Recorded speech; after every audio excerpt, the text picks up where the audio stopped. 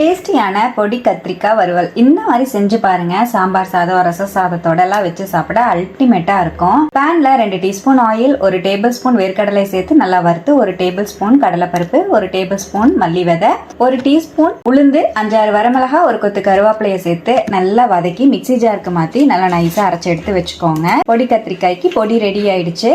அதே பேன்ல 2 teaspoon oil சேர்த்துட்டு 1 teaspoon கடுகு, 1 டீஸ்பூன் கடலைப்பருப்பு, 1 வரமிளகா, 1 பெரிய வெங்காயத்தை கட் பண்ணி சேர்த்து 1 கொத்து கருவேப்பிலை சேர்த்து நல்லா மிக்ஸ் பண்ணி விட்டுக்கோங்க. வெங்காயம் டிரான்ஸ்பரண்ட் ஆனதுக்கு அப்புறம் நம்ம அறுத்து வச்சிருக்கிற கத்திரிக்காவை சேர்த்து 1/2 டீஸ்பூன் மஞ்சள் பொடி, 1 டீஸ்பூன் உப்பு சேர்த்து நல்லா மிக்ஸ் பண்ணி விட்டுக்கோங்க. மீடியம் ஃப்ளேம்லயே நல்லா கலந்து ஒரு 5 நிமிஷம் அப்படியே மூடி போட்டு வச்சிருங்க.